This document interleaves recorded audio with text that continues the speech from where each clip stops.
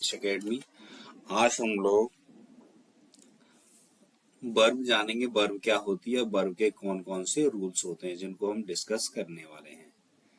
देखिए, पहला है ऐसे शब्द जिनसे किसी कार्य का करना या होना पाया जाए क्रिया कहलाता है। यानी किसी काम का करना या होना पाया जाता है तो उसे हम क्या कहते हैं, क्रिया कहते हैं। ये शब्द किसी व्यक्ति अथवा वस्तु के बारे में कुछ कहते हैं। जैसे देखिए, A verb is a word used for saying something about some person or thing। यानी क्रिया एक वह शब्द होता है जो किसी व्यक्ति या वस्तु के बारे में कुछ कहता है। जे आपके J.S. नेसफील्ड ने इसको परिभाषित किया। He wrote a letter, उसने एक पत्र लिखा।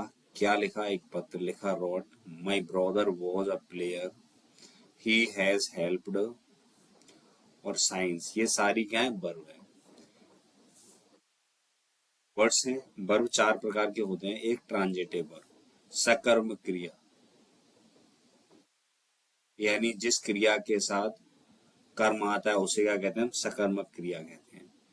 इंट्रांजिटिव वर्ब, अकर्मक क्रिया, जिस क्रिया के साथ कर्म की आवश्यकता नहीं होती उसे अकर्मक क्रिया कहते हैं।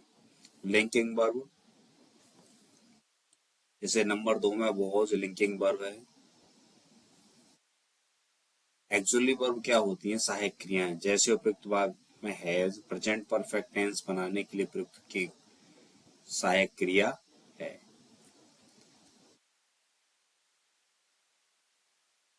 रूल फर्स्ट क्या कह रहा है आपका?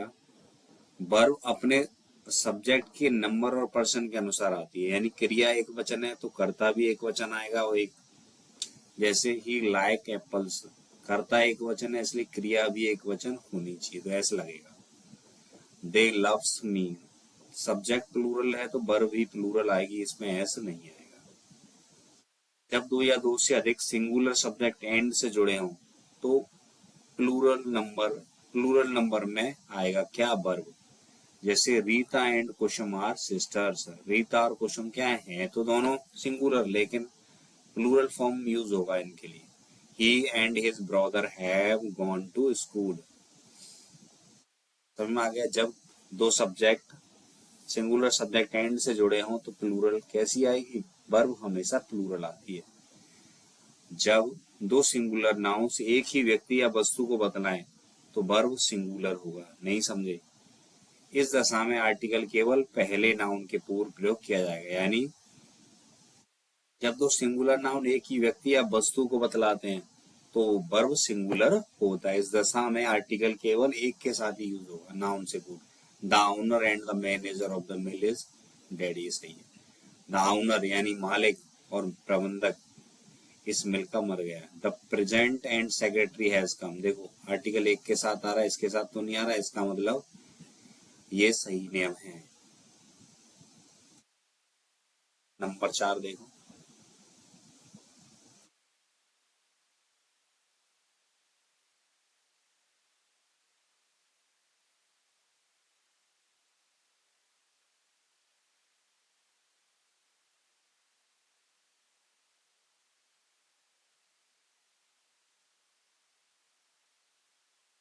देखो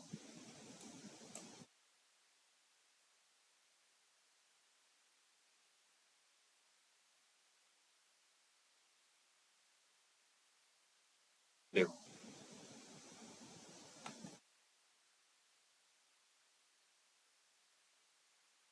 जब दो सिंगुलर नाउन्स भिन्न भिन्न व्यक्तियों या वस्तुओं को बतलाएं तो आर्टिकल दोनों के पहले आता है। यानी जब सब्जेक्ट दोनों अलग हों तो आर्टिकल दोनों के साथ आता है। जैसे देखो, द ऑनर, तो द आ रहा है इसके साथ, the manager of the mill are dead, इस जो मिल है उसका मालिक और प्रबंधक मर गए, यानी दोनों अलग अलग थे।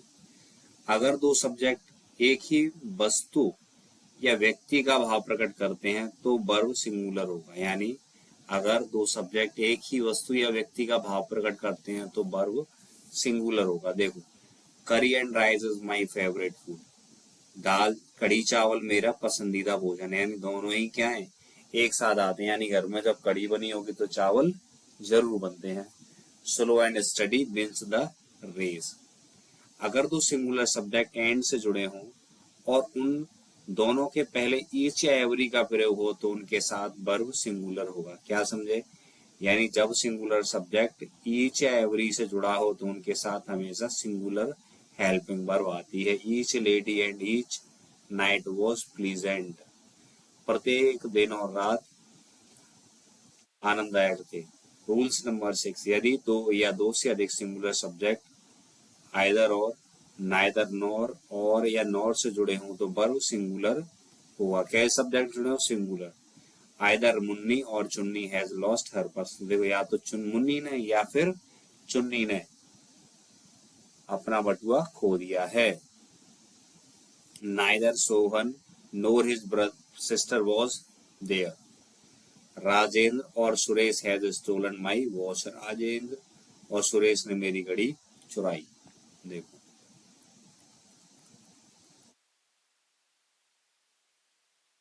जब दो या दो से अधिक सब्जेक्ट नाइदर नॉर, आइदर और, नॉर से जुड़े हों तो उनका नंबर भिन्न भिन्न हो।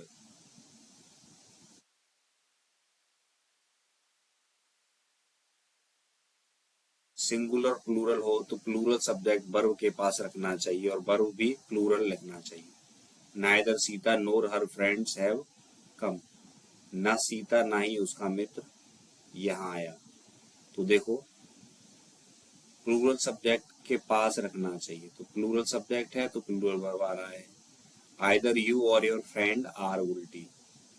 राम और his brothers have destroyed this building. जब भिन्न भिन्न पर्सन फर्स्ट, सेकंड, थर्ड यानी 231 के सब्जेक्ट और नॉर से जुड़े हों तो वर्ब अंतिम पर्सन के अनुसार आता है। भिन्न भिन्न पर्सन के सब्जेक्ट्स को किस क्रम में से लगाना चाहिए यह बतलाया जा चुका है। Either you or he is coming to my place, second, third. Neither he nor I am going there, बाद वाले सब्जेक्ट के अकॉर्डिंग आ रहा है। She or I have to attend the marriage. Either, neither, each, one of, many के साथ singular verb का प्रयोग होता है।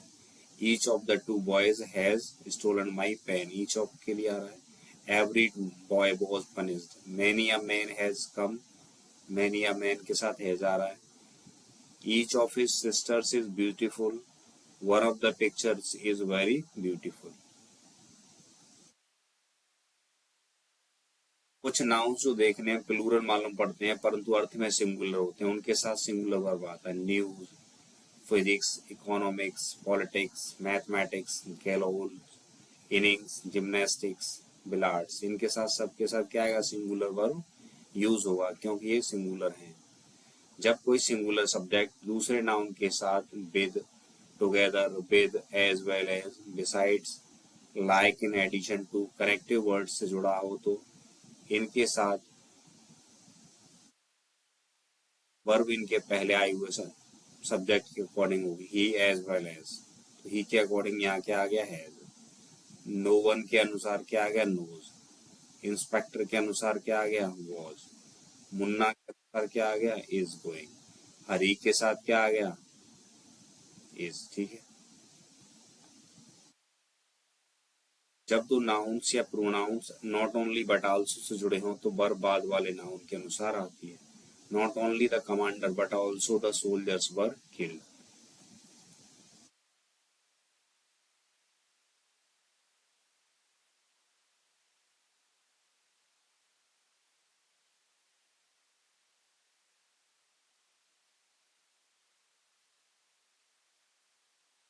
देखिए,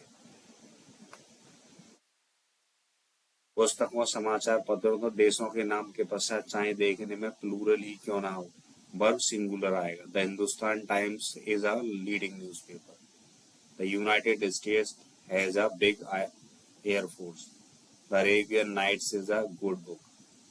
जब कोई प्लूरल नाउन एक निश्चित नाप, रकम या दूरी को सूचित करता है तो उसके साथ वर्ब एक वचन में आती है। 70 miles is a long distance. 20 rupees is not a big amount. Wages, pains, means के साथ वर्ब सिंगुलर या प्लूरल लगाते हैं। The pains of life are unvariable. Much pains has been taken, यानी यहाँ सिंगुलर लगा है, यहाँ प्लूरल, दोनों ही सीन। The wages of sin is death, ये इंपॉर्टेंट है। The wages of these labours are very low. Describe, regard, mention, define, treat, represent आदि वर्ब के बाद एज का यूज अवश्य करना चाहिए। सी regards me as her guardian, I treat him as a gentleman. Dare, need, make, see, hear, choose, think, appoint आदि verb के बाद टू या एज का प्रयोग नहीं होता। You need not go there. He thinks me a fool. Conditional sentence में if या व्हेन से प्रारंभ होने वाले क्लाउज में सिंपल प्रेजेंट तथा प्रिंसिपल क्लाउज में सिंपल फ्यूचर टेंस का प्रयोग करना चाहिए। देखो, if he will come, if के साथ प्रेजेंट इंडेफिनिट आएगा जैसे दे। If he comes to me I shall help, यदि वो मेरे पास आता है तो मैं उसकी सहायता करूंगा। इफ क्लाउज में होने वाला कार्य असंभव, अवास्तविक या काल्पनिक होता है। साधारणतः इफ क्लाउज के वर्ब में वर्ग का प्रयोग करते हैं, मुख्य क्लाउज में वुड का प्रयोग करते हैं। If I were a bird I would fly. If my house were near school I would always be in time, यदि मेरा घर स्कूल मेरे घर के पास होता तो मैं हमेशा समय से होता। काल्पनिक शब्द के वाक्यों में इफ क्लाउज पास्ट परफेक्ट में तथा principal clause would have plus क्रिया की थर्ड फॉर्म का प्रयोग करते हैं। देखो, if he had come to me, यदि वह मेरे पास आया होता तो मैंने उसकी सहायता की होती। यदि प्रिंसिपल क्लाउज की क्रिया प्रेजेंट या फ्यूचर टेंस में हो तो आश्रित वाक्य के वर्ब भाव के अनुसार किसी भी टेंस में हो सकता है। She says that children like to play, वह कहती है बच्चे खेलना पसंद करते हैं। Ravi says that he was writing a letter, Ravi कहता है कि वह एक पत्र लिख रहा था। Mohan will say that his brother is lawyer. यदि प्रिंसिपल क्लाउज का वर्ब पास्ट टेंस में हो तो सबऑर्डिनेट क्लाउज का भी टेंस पास्ट टेंस में होगा। जैसे Ram said that he was learning English his lesson. She said that she wrote a letter to her brother. यदि सबऑर्डिनेट क्लाउज कोई सार्वभौमिक सत्य या आदर संबंधी तथ्य है तो वर्ब सिंपल प्रेजेंट में होगा। जैसे the teacher said the earth moves around the sun. He said that dogs bark at the stranger. नियम 21 से ही सब किसकी तरह,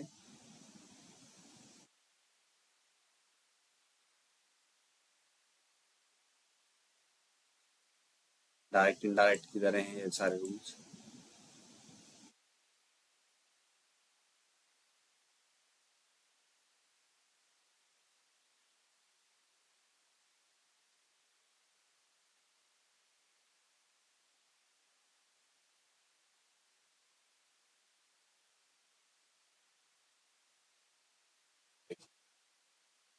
यदि आश्रित उपवाक्य कंजक्शन से प्रारंभ हो जिसमें कोई उद्देश्य प्रकट हो तो प्रिंसिपल क्लाउज का वर्ब प्रेजेंट या फ्यूचर टेंस में होने पर आश्रित उपवाक्य में मे का प्रयोग करते हैं। Principal clause verb past tense में हो तो माइट का यूज करते हैं। देखो, ही वर्क्स हार्ड तो प्रेजेंट में तो यहाँ क्या आएगा मे, और ये वर्कड है पास्ट में तो यहाँ क्या आएगा माइट। लाई के साथ टेल और ट्रुथ के साथ स्पीक वर्ब का प्रयोग करते हैं। Don't tell a lie, speak the truth. Shall और विल का प्रयोग, सेल का प्रयोग फर्स्ट पर्सन के साथ केवल फ्यूचर टेंस दिखाने के लिए। I shall go there tomorrow, I shall not go with you, we shall go there.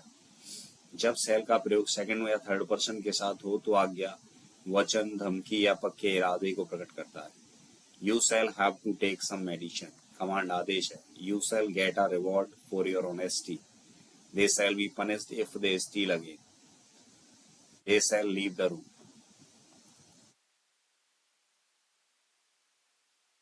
Second और थर्ड पर्सन के साथ बिल का प्रयोग फ्यूचर टेंस दिखाने को होता है। अगर बिल का प्रयोग पास्ट पर्सन के साथ हो तो इससे इच्छा, वचन, प्रॉमिस, धमकी, इरादा प्रकट होता है।